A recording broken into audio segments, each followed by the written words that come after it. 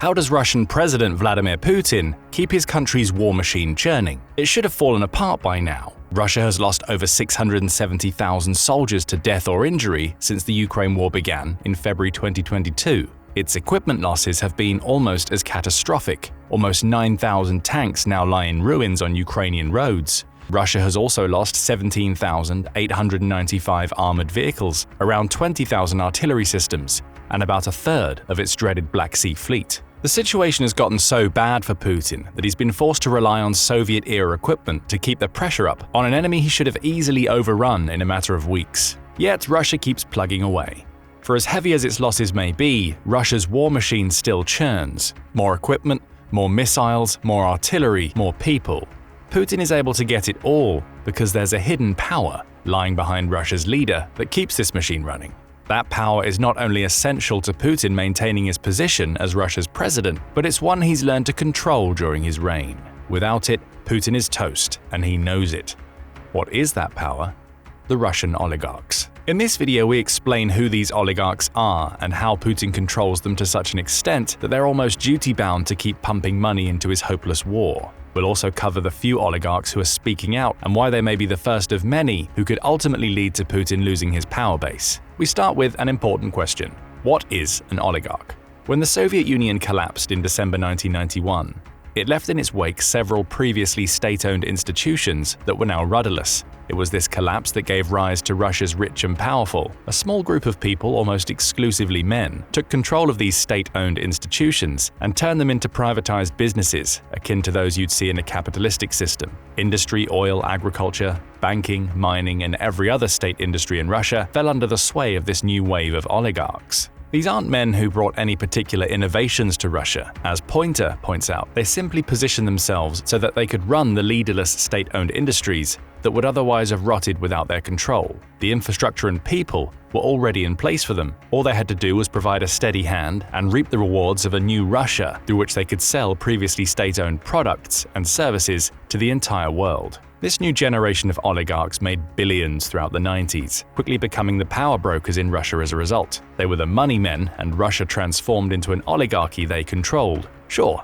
the country still had presidents and other leaders, but their vast wealth allowed the oligarchs to control policy and ensure that Russia worked in a way that continued to benefit them and their financial interests. They were the Russian elite. Enter Vladimir Putin. As Russia entered the 2000s, Putin had completed his rapid rise through the country's political hierarchy. The former KGB foreign intelligence officer resigned from his position in 1991 as the Soviet Union collapsed around him, so he could embark on a political career. By 1996, he'd moved to Moscow and become part of President Boris Yeltsin's administration. 3 years later, he was Russia's prime minister, ascending to become the country's acting president upon Yeltsin's resignation. One election victory later, and Putin officially took office as Russia's president in May 2000. Putin was well aware of the power the oligarchs wielded in Russia. He'd seen it firsthand while working in Yeltsin's administration, and he intended to make some changes. Just a couple of months after being elected, Putin summoned 21 of Russia's richest men to the Kremlin for a meeting. During that meeting, Putin laid the blame for Russia's faltering economy squarely at the feet of these oligarchs. NPR reports that he told them, "I want to draw your attention to the fact that you built this state yourself," referring to the Russia that existed in the wake of the Soviet Union's collapse. Putin recognized that the oligarchs had done so through the political and semi-political structures under their control, and he made it clear that they needed to look in the mirror to see why Russia was in the state it was in. But this wasn't Putin telling the oligarchs that they would have no place in his modern Russia. Instead, he told them that it was time to get down to the point, to make their relationship with him as civilized and transparent as possible. Putin didn't intend to eliminate the oligarchs. Instead, he wanted to create a system where he would scratch their backs if they scratched his. So he offered the 21 mega-rich men a deal. If they would bend to his authority, supporting him in the decisions he intended to make for Russia, he would allow them to keep the spoils of their ill-gotten riches. The mega-yachts could stay, so could the mansions and the billions these powerful men had in their bank accounts. They would just need to make sure they kept Putin and his allies in the financial loop, essentially becoming ATMs for the new Russian leader. Most accepted Putin's offer. Those who didn't, NPR says, often found themselves languishing in Siberian prisons on trumped-up charges, or in the worst cases, dying in mysterious circumstances. Take Mikhail Khodorkovsky as an example. During Yeltsin's reign, Khodorkovsky managed to strike some shady deals with the former Russian president's administration that allowed him to purchase a 78% controlling share in a state-owned oil company called Yukos. That company was valued at $5 billion at the time. Khodorkovsky spent just a little over $300 million to get his hands on the shares. Khodorkovsky quickly became Russia's richest man as a result, taking advantage of the corruption inherent to the Russian system, while actually proving himself a capable manager who was able to build his new company. The problem was that Khodorkovsky fancied himself a political influencer. By the early 2000s, he was spending time and money lobbying politicians in the Kremlin, in addition to funding parties that stood opposed to Putin. Apparently, the warnings Putin delivered to his oligarchs didn't wash with Khodorkovsky. The oil baron even took to television and challenged Putin, accusing him of corruption with another state-owned oil company, all while he negotiated a merger between Yukos and American oil giant ExxonMobil. Putin couldn't have that. In 2003, Russia's leader sent masked agents to Khodorkovsky's private jet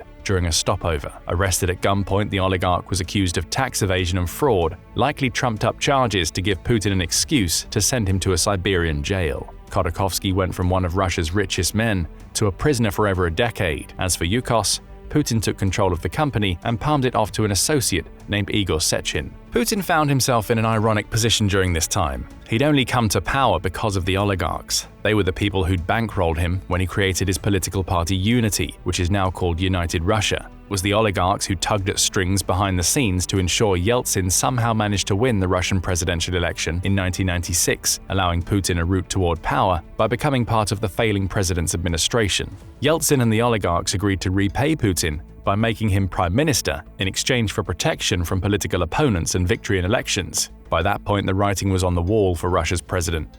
Putin took the presidency, backed by men like Boris Berezovsky and Vladimir Kaczynski, who used their newspapers and TV stations to make the rest of Russia aware of this previously unknown politician. Those same oligarchs found themselves being forced to bend the knee to an extent. Once Putin achieved power, Russia's leader outsmarted the oligarchs who thought he would be beholden to them because of their role in his rise. Putin didn't get rid of the oligarchy as a concept, he just ensured he and his cronies would be enriched by it, while using his connections to get rid of those oligarchs who opposed him or were willing to mock him in public. Russia's leader also set the stage for the rise of a new generation of oligarchs, the Siloviki. Where Russia's original oligarchs rose to power because they accrued wealth by taking over state-run institutions, this new breed received their wealth and power as a direct result of their association with Putin. The previously mentioned Igor Sechin is a good example. A Putin crony through and through, he was handed the leadership of a multi-billion-dollar oil company when Putin had Khodorkovsky arrested. It didn't matter that Sechin didn't know the first thing about running such a company. That wasn't the point.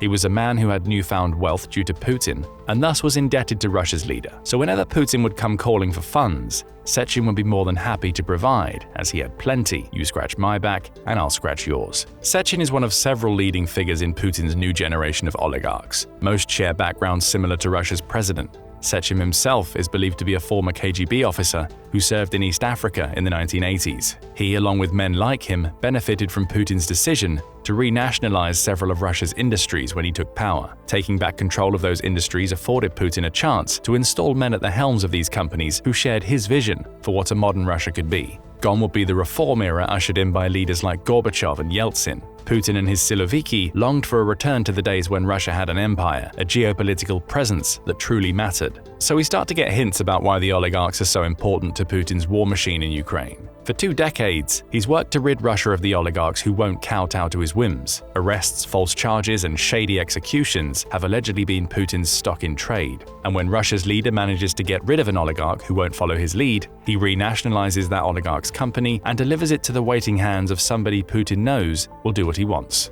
Men like Sechin are rewarded for their loyalty. He'd worked with Putin for decades, serving as his assistant during the 1990s when Russia's leader was embarking on his political career. He would become Putin's deputy prime minister in 2008, working with Putin behind the scenes. Now he runs a company employing 300,000 people that produces 6% of the world's oil. That company isn't Yukos. The business went bankrupt in 2006, likely an act of revenge against Khodorkovsky on Putin's part. But that doesn't matter. Sechin was simply installed as the head of a different oil company. A fair reward for his loyalty? Perhaps, but also a reward that comes with strings attached. Sechin isn't the head of a massive oil company because Putin wants to see his friend succeed. He's in that position because his company turns a large profit from which Putin can leech to feed back into whatever he wants to achieve as Russia's leader. Right now, that goal is the completion of his special military operation.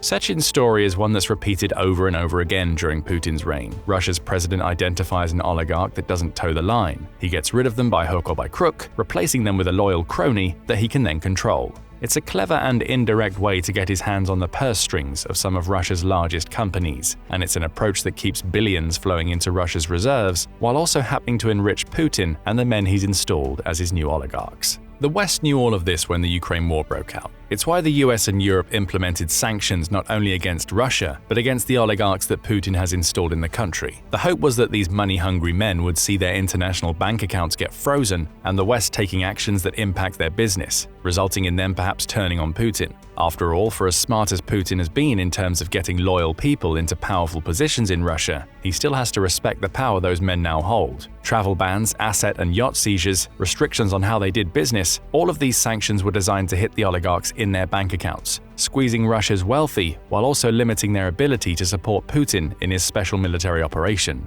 Perhaps that pressure would be enough to compel the oligarchs to convince Putin that his war wasn't worth it. The problem is that this approach isn't as effective as it might have been in the 1990s when Russia was a true oligarchy. Yes, Putin's new generation of oligarchs wield power, but they're nowhere near as impactful as they used to be in terms of their ability to influence the Kremlin. Vox pointed this out in a May 2022 article discussing the West's sanctions against Russian oligarchs. It quoted Ben Judah, an Atlantic Council senior fellow, as saying that the idea that individual oligarchs could sway Putin's thinking showed a misunderstanding of how modern Russia works. That's how Russia operated 15 or 20 years ago, not how Russia operates today, he said. Judah also points out that Putin has become increasingly isolated from the very oligarchs he put in power. When it came to this decision to go all in Ukraine, Putin took the decision essentially alone, claims Judah. That means the idea that sanctions placed against the Siloviki generation of oligarchs could lead to enough dissent to create meaningful change is wishful thinking at best. Putin will still collect the money he's due from the men he put in power. And with that money, he'll keep his war machine churning. Does all of that mean that Russia's oligarchs don't matter to Putin? Not at all. Though Russia's leader may have isolated himself from Russia's past power brokers in terms of making decisions that affect his country, he still recognizes that they're important to maintain. They're the money men, the men he's installed to keep cash flowing into his and Russia's coffers. So we come to another question. Just how are Russia's oligarchs helping Putin today? Despite any dissent that may be brewing behind the scenes, Russia's richest men are still making money thanks to Putin. Part of that comes down to the fact that Western sanctions aren't working as well as they should. Russia has found ways to sell its key products, oil and gas included, through bypassing the West and relying on allies. But it hasn't had to do that alone. The fact is that the West, for all its talk about putting the squeeze on Russia's oligarchs, is somewhat culpable for keeping money flowing into their bank accounts. That's according to a September 2024 article published in Politico, which says that Western allies purchased around $2 billion worth of fuel made using Russian oil during the first half of 2024. It all comes down to a workaround. Though the European Union or EU and its Western allies have banned imports on oil directly from Russia, they've left a loophole in their sanctions. They can still buy Russian oil. That oil just needs to be processed in another country first. Enter Turkey. A trio of Turkish refineries lie at the heart of this $2 billion that's flown into Russia's oil industry. These refineries process the oil they buy from Moscow before selling it to the very Western countries that have attempted to ban sales of Russian oil. Turkey has been making good use of this loophole to enrich itself. In 2023, it increased its purchases of Russian oil by 34%. So far in 2024, those purchases have gone up a further 70%. Vaibhav Raghunandan, who works as an analyst for the Center for Research on Energy and Clean Air, exposes the problem. When the EU imports gasoline from Turkey, it is 10% cheaper than it would be from Saudi Arabia. But those savings aren't passed on to consumers at all. It's just companies and trades who benefit. What does any of this have to do with the oligarchs and Putin's war machine? The $2 billion Turkey has spent on Russian oil flows into the bank accounts of the very oligarchs the West is attempting to sanction. Putin then collects tax revenue on that income, delivering enough money into the Kremlin's coffers to allow him to recruit an additional 6,200 soldiers per month for a special military operation. Ukraine has protested this loophole. The EU says it's fine because it's still depriving Russia of the refining premium it would otherwise make on the fuel. But this is just one of the many examples of Russia finding ways to keep money coming into the country. That money goes to the oligarchs, who continue to pay their taxes and kickbacks to Putin, and the system that Russia's leader set up so early in his reign keeps on ticking. Why would the oligarchs even consider rebelling when they're making money hand over fist? To hammer home the point, the first year or so of Putin's Ukraine invasion saw Russia's billionaires get even richer. In 2022, Russia's 88 billionaires combined for a total wealth of $353 billion. By April 2023, the number of billionaires was up to 110, and their combined wealth was $505 billion, $152 billion more than the previous year. Not only were Russia's existing oligarchs getting richer because of Putin's war, but there were almost 24 more who saw their personal wealth climb from the hundreds of millions into the billions. That's not to say that the oligarchs had it all their own way. The year before Putin launched his Ukraine invasion, their wealth combined was $606 billion.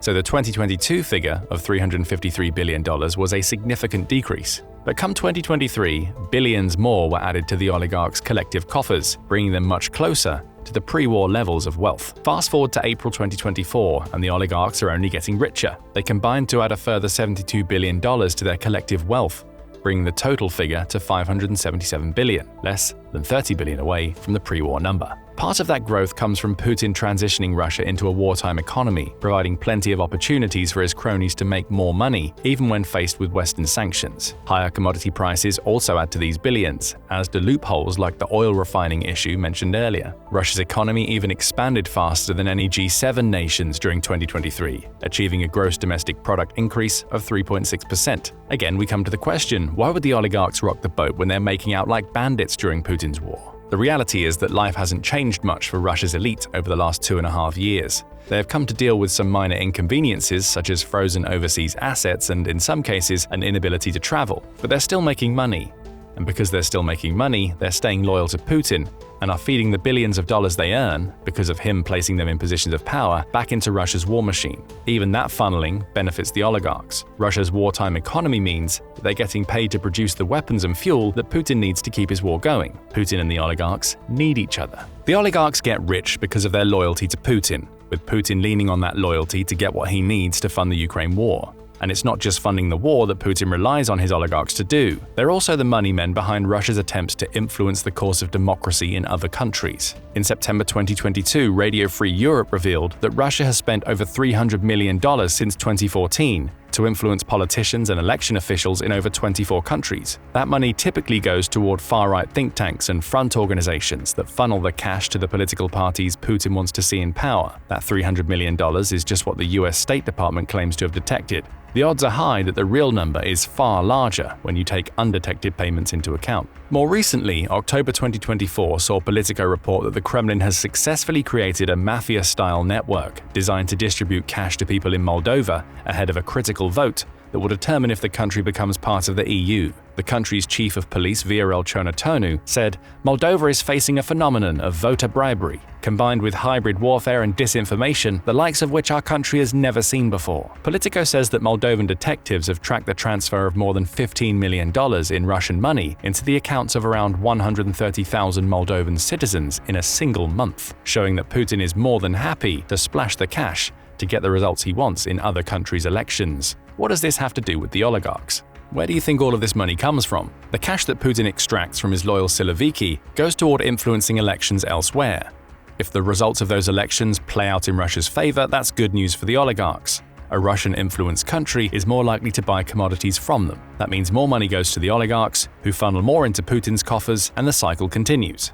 Russia's oligarchs remain Putin's accomplices because being in that position means they make even more money, and even when they have to weather a storm, as they did in the immediate aftermath of the beginning of the war in Ukraine and the Western sanctions that followed, they're willing to do so. Putin made them rich. He's also shown that he can figure out workarounds that allow them to get even richer while the war rages in Ukraine. The system works for everyone involved as long as the oligarchs stay on Putin's side, and Putin's doing everything he can to keep that system in place. In October 2023, Chatham House reported on recent deprivatization efforts in Russia. Throughout the year, Russia's General Prosecutor's Office, influenced by Putin, had brought several cases against major Russian companies.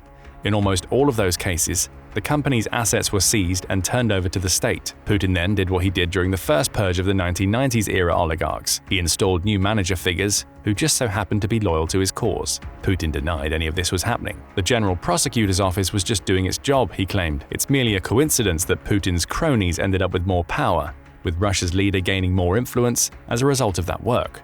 Chatham House points out numerous instances of these deprivatizations that Putin claims aren't happening. September 2023 saw Russia's courts declare the privatization process that led to the formation of Russian company Metafrax Chemicals illegal. That process took place over 30 years ago. This retroactive action resulted in Russia claiming 94.2% of Metafrax's shares, essentially making the company state-owned. A similar case the year prior saw Russia remove Lukoil president Vagit Alekperov from his position. He'd served as the company's president for nearly 30 years at that point. Soon after Alekperov's removal, Lukoil's vice president, Leonid Fedon, retired out of the blue. Combined, the two held shares worth around $20 billion in Lukoil. They were replaced by a man named Vadim Vorobyov, an associate of Putin's first deputy chief of staff. Alekperov received Russia's Order for Merit to the Fatherland following his retirement. He also got to learn of his longtime associate, the former Lukoil board of directors head Ravil Maganov's suspicious death after falling from the 6th floor of a hospital operated by the Kremlin.